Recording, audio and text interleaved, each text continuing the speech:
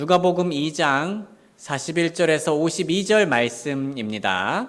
이제 그분의 부모가 해마다 6월절에 예루살렘으로 갔더라. 그분께서 12살이 되셨을 때 그들이 그 명절의 관례에 따라 예루살렘에 올라갔더라. 그들이 그날들을 채우고 돌아갈 때 아이 예수님은 뒤에 남아 예루살렘에 머무셨으나 요셉과 그분의 어머니는 그것을 알지 못하였더라. 그러나 그들은 그분이 일행 중에 있는 줄로 생각하고 하룻길을 간 후에 그들의 친족과 친지 중에서 그분을 찾았더라. 그들이 그분을 찾지 못하였을 때 그분을 찾으러 예루살렘으로 되돌아갔더라. 또 이 일이 일어났으니 곧 사흘 후에 그들이 그분을 성전에서 발견하였는데 박사들 가운데 앉아 그들의 말을 듣기도 하시고 그들에게 질문도 하시더라. 이에 그분의 말씀을 들은 자가 모두 그분의 명철함과 답변하시는 것들에 깜짝 놀라더라. 그들이 그분을 보고 심히 놀라며 그분의 어머니는 그분께 이르되 아들아 네가 어찌하여 우리에게 이렇게 하였느냐 보라 네 아버지와 내가 근심하며 너를 찾아다녔노라 하더라. 이에 그분께서 그들에게 이르시되 어찌하여 당신들께서 나를 찾으셨나이까 내가 내 아버지의 일에 관여하여야 함을 당신들께서는 알지 못하셨나이까 하시더라. 그들은 그분께서 자기들에게 하신 말씀을 깨닫지 못하더라. 그리고 그분께서 그들과 함께 내려가 나사렛에 이르러 그들에게 복종하시더라. 그러나 그분의 어머니는 이 모든 말씀을 자기 마음에 간직하더라. 예수님께서 지혜와 키가 자라가시며 또 하나님과 사람의 호의를 받으시며 자라가시더라. 오늘 말씀 주제는 내려놓을 준비하기입니다. 내려놓을 준비하기. 형제자매님들 어떻게 보면요. 오늘 본문은 좀 특별한 본문이라고 할 수 있습니다. 왜냐하면 예수님의 소년 시절에 대한 얘기가 나오기 때문입니다. 아시다시피 복음서에 나오는 예수님의 이야기는 대부분 언제 이야기입니까? 예수님의 어른 시절 이야기입니다. 그런데 오늘 본문은 예수님의 소년 시절을 얘기하고 있는 거죠. 예수님의 소년 시절은요, 전체적으로 다음 두 구절로 요약이 될 수 있습니다. 아이가 자라고 영 안에서 강하여지며 지혜가 충만하며 또 하나님의 은혜가 그 위에 있더라. 예수님께서 지혜와 키가 자라가시며 또 하나님과 사람의 호의를 받으시며 자라가시더라. 성도님들 사실 우리가 조금 생각을 해보면요. 예수님의 소년 시절은 이렇게 간단하게 요약만 하고 넘어갈 수 있었습니다. 하지만 성경에서 누가복음은요. 이 본문 이야기를 합니다. 이 두 구절 사이에서 오늘 본문이 깜짝 등장하는 거죠. 이 본문은요, 괜히 등장한 것이 아닙니다. 아주 중요한 역할을 하고 있어요. 이 본문은 예수님의 아기 시절과 예수님의 어른 시절을 중간에서 보여주는 전환기를 보여주는 본문의 역할을 하고 있습니다. 예수님께서는요, 출생과 출생 이후로 이 땅의 부모님께 의지하셨습니다. 모든 자녀들이 그런 것처럼 말이죠. 하지만 오늘 본문에서부터는요, 예수님의 사역과 하늘 아버지와의 관계에 대한 내용이 나오기 시작하는 겁니다. 조금 더 이 당시 배경을 설명드리겠습니다. 당시 예수님께서는 가족들과 함께 예루살렘으로 갔습니다. 6월절에 갔고요. 이날은 하나님의 사람들이 과거 이집트로부터 자유로워졌던 그 날을 기념하는 절기였습니다. 경배하는 사람들은 성전에서 어린 양을 희생제물로 드렸고요.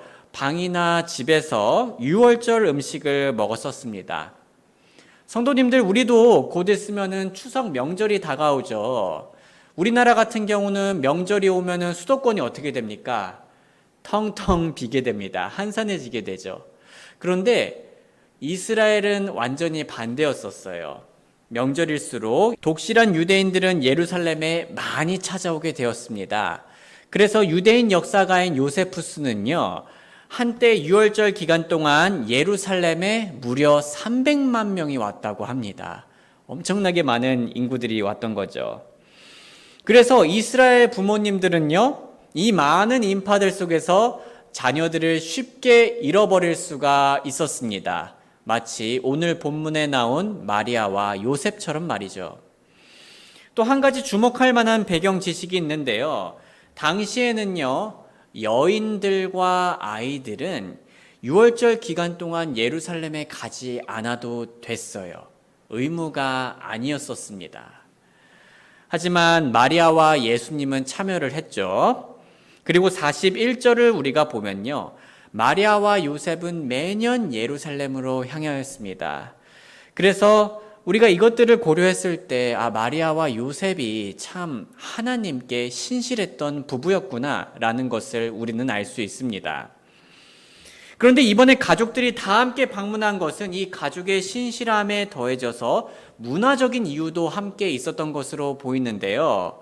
예수님 시대에는 소년이 13살이 되면 성인의 모든 종교적 책임을 지게 되었습니다. 그래서 그 나이 전까지요, 유대인 소년은 사회에서 자신의 역할을 할 수 있도록 준비하는 훈련들을 받았었는데요. 예수님의 이번 예루살렘 여정도 그와 같은 훈련의 일부가 아니었을까라는 추측이 있습니다. 이런 배경 속에서요, 마리아의 가족들은 예루살렘에 방문했던 거죠. 그리고 일을 다 마친 후 예루살렘을 떠났습니다. 하지만 갑자기 무슨 일이 일어났습니까? 집으로 가는 길에 예수님이 보이지 않는 겁니다. 그래서 마리아는 예루살렘으로 돌아가 예수님을 애타게 찾았습니다. 그리고 예수님을 다행히도 발견했어요. 성도님들, 제 기억상으로는요, 어렸을 때 길을 잃은 적이 3번이 있는데요. 한 번은 시장에서 잃어버렸고요, 길을. 또 한 번은 논밭에서 길을 잃어버렸고요. 또 한 번은 해변가에서 잃어버렸었습니다. 3번 다 엄청나게 당황스럽고 무서웠던 기억이 있었어요. 속이 울렁거리면서요. 그런데요, 예수님께서는요, 저처럼 당황하거나 무서워하지 않으셨습니다. 오히려 차분하게 성전에 있는 선생들에게 질문도 하고 또 듣기도 하고 대화를 하셨죠. 예수님을 발견한 마리아는 안도감을 느꼈습니다. 하지만 동시에 마리아가 살짝 화가 난 듯한 반응을 보이고 있어요. 누가복음 2장 48절, 그분의 어머니는 그분께 이르되, 아들아, 네가 어찌하여 우리에게 이렇게 대하였느냐? 보라, 네 아버지와 내가 근심하며 너를 찾아다녔노라 하더라. 저는 이런 마리아의 반응이 무척 자연스럽다라고 생각을 합니다. 왜냐하면 제가 영상을 보더라도요, 아이를 잃어버리셨다가 찾은 어머니들은요, 처음에는 아이를 찾고 아이고 하면서 안도합니다. 근데 그 다음에는 어떻게 합니까? 어디 갔었어? 하면서 속상해하는 모습을 보여주죠. 아마 마리아도 그런 마음이지 않았을까 해요. 이런 상황에서 일반적인 아이들은요, 당황하고 푹 고개를 숙이고요, 눈물을 보이기가 쉽죠. 하지만 예수님의 반응은 매우 비범하였습니다. 아주 의외의 반응을 보여주셨어요. 우리 한번 같이 읽어보겠습니다. 시작. 이에 그분께서 그들에게 이르시되, 어찌하여 당신들께서 나를 찾으셨나이까? 내가 내 아버지의 일에 관여해야 함을 당신들께서는 알지 못하셨나이까? 하시더라. 또 마리아는 이 말을 마음에 간직하였습니다. 그리고 그분께서 그들과 함께 내려가 나사렛에 이르러 그들에게 복종하시더라. 그러나 그분의 어머니는 이 모든 말씀을 자기 마음에 간직하더라. 마리아는 이번 일을 계기로 다시 한 번 더 예수님께서 누구신지 상기하였을 겁니다. 또한 언젠가는요, 예수님께서는 지금 당장은 마리아의 이러한 그 순종과 보호 아래, 마리아의 뜻 아래 있었지만 언젠가는 예수님께서 아버지 하나님의 뜻에 따라 살아갈 것이란 것을 알았을 겁니다. 마리아는 예수님을 향해 통제권을 평생 행사하는 것이 아니라 언젠가는 내려놓고 아버지 하나님께 맡겨야 된다라는 예상을 할 수 있는 그러한 계기가 된 거죠. 소중한 형제 자매님들, 저는 우리도 마찬가지라고 생각을 합니다. 우리도 우리의 소중한 가족을 하나님께 맡겨야 합니다. 우리는 우리가 다 통제하려 하기보다는요, 꼭 움켜쥐고 있는 두 손의 힘을 풀고요, 내려놓고 아버지 하나님께 맡겨야 합니다. 많은 경우 우리가 주변 사람들과 상황을 통제하려는 건 어떤 심리가 있는 겁니까? 우리가 안심하려고 하는 거죠. 우리 손에 있어야지, 우리가 조종할 수 있어야지 안심할 수 있을 것만 같습니다. 변수가 생기지 않도록 내 예상 범위 안에 두려는 거죠. 하지만 다들 잘 아시다시피 이거는 지나친 욕심입니다. 불가능한 일이기도 하고요. 우리는 모든 관계를 통제할 능력도, 그리고 다른 사람을 통제할 권리도 없습니다. 그런 능력과 권리는 누구에게 있습니까? 하나님께 있습니다. 사실 우리가 진짜 마음으로 안심하기 위해선 우리가 통제권을 가지면 안 되고요, 하나님 아버지께서 통제권을 가지셔야 합니다. 우리가 욕심을 부리기보단 주권자 하나님께 내려놓고 맡겨야 된다는 거죠. 모든 길에서 하나님을 인정하고 신뢰하며 맡기는 겁니다. 이때 우리는요, 인생의 변수가 생겨도 안심을 할 수 있는 상태가 됩니다. 왜냐하면 하나님의 계획은 우리의 계획보다 항상 더 높으시기 때문이죠. 이사야서 55장 8절과 9절 말씀 같이 읽겠습니다. 시작. 이는 내 생각들은 너희 생각들이 아니고 너희 길들은 내 길들이 아니기 때문이라. 주가 말하노라. 이는 하늘들이 땅보다 높음같이 내 길들도 너희 길들보다 높고 내 생각들은 너희 생각들보다 높기 때문이라. 아멘. 우리는 우리가 통제할 수 있어서 안심하는 게 아니라 우리는 하나님께서 통제하시기 때문에 안심하는 겁니다. 이 사실을 꼭 기억하기를 주님의 이름으로 소원합니다.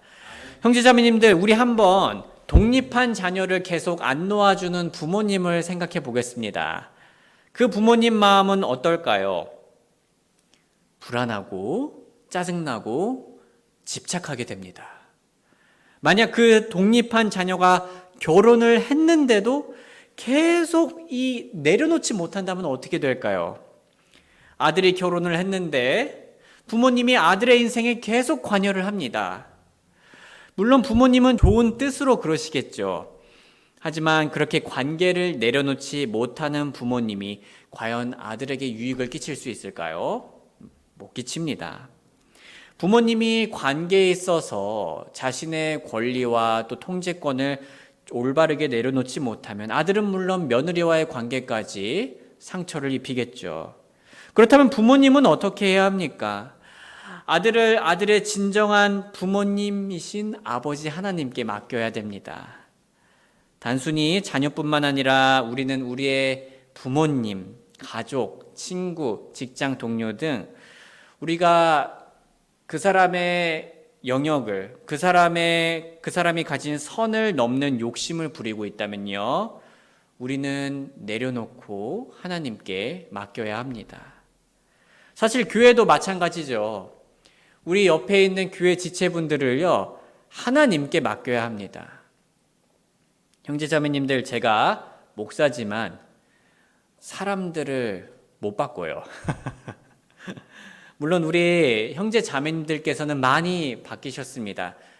처음에도 훌륭하셨지만요, 정말 많이 하나님 안에서 성장하시고 열매 맺는 거를요, 제가 이렇게 보고 또 감탄할 수 있어서 너무 귀한 기회였어요. 하지만 그건요, 제가 바꾼 게 아닙니다. 잘 아시겠지만 안 바뀌는 사람들은 뭘 해도 안 바뀝니다. 물론 노력하고 사랑하면 도움이 되겠죠. 큰 도움이 될 수 있습니다. 하지만 솔직히 우리가 사랑을 해도요, 안 바뀌는 사람이 더 많습니다. 심지어 옆에서 가족들이, 부모님이, 자녀들이, 또 배우자가 노력을 해도요, 사람은 정말 잘 안 바뀌어요. 또 사람들은 어떻습니까? 우리가 선한 뜻을 가져도요, 오해를 하거나요, 왜곡을 하거나요, 확대 해석을 할 때가 너무나 자주 있습니다. 우리는 그런 사람들의 생각을 어떻게 할 수가 없어요. 그러면 누가 이런 사람들을 바꿀 수 있습니까? 오직 하나님께서만이 바꿀 수가 있습니다. 성도님들, 오해가 없길 바라요. 우리가 내려놓는다는 건요, 관계에 있어서 내려놓는다는 건요, 상대방을 포기하는 게 아닙니다. 우리가 내려놓는다는 건요, 상대방을 하나님께 맡긴다는 거예요. 우리가 내려놓는다는 건요, 가장 최고의 선택권을 한다는 얘기입니다. 관계를 가질 때 하나님께 기도하는 거고요. 관계를 가질 때 하나님의 말씀에 따라 대해주는 거고요. 관계를 가질 때 하나님의 진리가 우리의 언행에서 향기롭게 퍼지게 하는 것입니다. 그리고 상대방을 존중하면서 선을 지키고요. 내가 넘지 말아야 할 선은 넘지 말고 그 선 너머에 있는 것들은 하나님께 맡기는 거죠. 우리 인생도 마찬가지이지 않나요? 우리 인생의 걱정도요, 내려놓고 하나님께 맡겨야 됩니다. 성도님들, 오늘 날씨가 굉장히 이상했었어요. 저희 집 주변만 그랬는지는 모르겠는데요. 아침에는 제 기억이 맞다면 햇살이 떴습니다. 그런데 오후에요, 구름이 좀 끼더니 구름이 낄 뿐만 아니라 갑자기 천둥 번개가 치는 거예요. 그리고 천둥 번개가 칠 뿐만 아니라 돌풍이 불었습니다. 그래가지고 너무 당황스러웠었어요. 그런데 그게 오래 간 것도 아니었어요. 한 좀 지나니까 잠잠해졌습니다. 성도님들, 우리의 인생도 이런 날씨 같을 때가 참 많죠. 너무 예측이 안 되고 갑자기 돌풍이 불 때도 있고 갑자기 잠잠해질 때도 있고 햇살이 비칠 때도 물론 있습니다. 우리 마음이 정말 불행해지는 시기는 우리가 통제할 수 없는 걸 통제하려고 하는 때가 아닌가라는 생각이 들어요. 우리가 통제할 수 없는데 통제하려고 부단히 애를 쓰는 거죠. 그리고 인생에는 통제할 수 없는 게 너무나 많아요. 그런 인생에서 우리에게 진짜 평안을 줄 수 있는 방법은 우리가 통제하려 하기보다는 내려놓고 하나님께 맡기는 겁니다. 내 인생에서 만나는 인연들, 어려움들, 미래들, 행복들까지 다 하나님께 맡김으로써 우리는 진짜 인생에서 평안을 맛볼 수가 있습니다.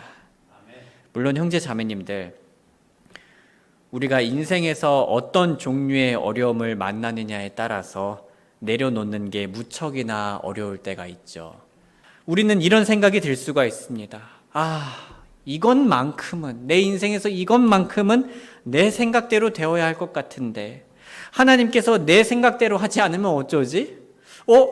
하나님께서 내 생각대로 안 하시려고 하시네? 어찌된 일이지? 그렇게 불안할 때가 우리에게는 오죠. 그럴 때요, 소중한 형제 자매님들, 우리 다시 한 번 더 성령님을 의지하면서 우리 하나님께서 누구신지를 기억하길 원합니다. 하나님께서는요, 주권자이십니다.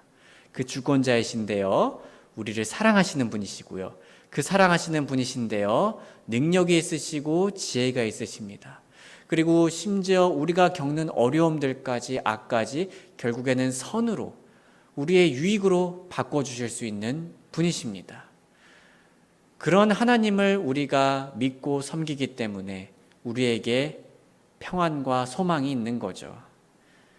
그러니 사랑하는 형제 자매님들, 우리 인생의 모든 것, 심지어 악해 보이는 일들까지 다 선하게 인도하실 하나님을 바라보면서 이제 손에 힘을 빼고 마음에 힘을 빼고 내려놓고 맡길 수 있길 주님의 이름으로 소원합니다.